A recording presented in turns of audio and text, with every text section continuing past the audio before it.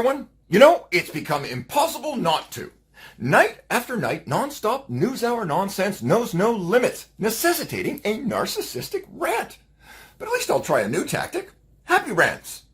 Because you people are vulnerable to nonsense in the weather game, and not because you're stupid. Hell no. It's because the acting and the collusion is so good now, and so unprecedented, I happen to think it's all driven by climate change. Here's what I heard 2 nights ago. There's always sort of some outliers that are really tough to handle, especially with climate change right now.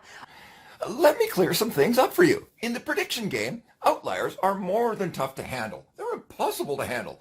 Meteorologists have never handled them well and never will. Never mind climate change, because they're outliers. QED. Last night, a story about really big waves, rogue waves, on the West Coast. In this installment, jabbering mannequins at the news desk ooh and ah about 17-meter waves off the west coast of Vancouver Island, suggesting, with no evidence cited, they are becoming, like all things climate changey, bigger and badder. So look out, everyone! At 17.6 meters, it's being called the most extreme rogue wave on record, measuring as high as a 4-story building. The probability of such an event occurring is once in a millennium. Didn't believe it at first.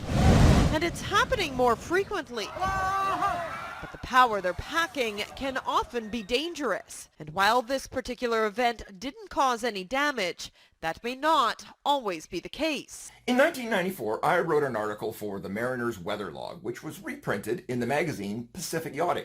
The title, Really Big Waves on the West Coast. The article explores historical rogue waves around the globe, the devastations they wreak on ships and drilling platforms, how they are measured, and the challenges in measuring these beasts.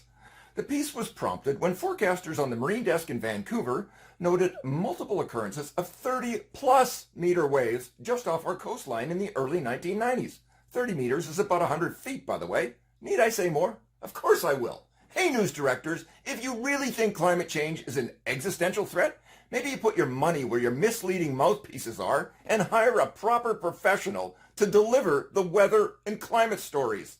How about it?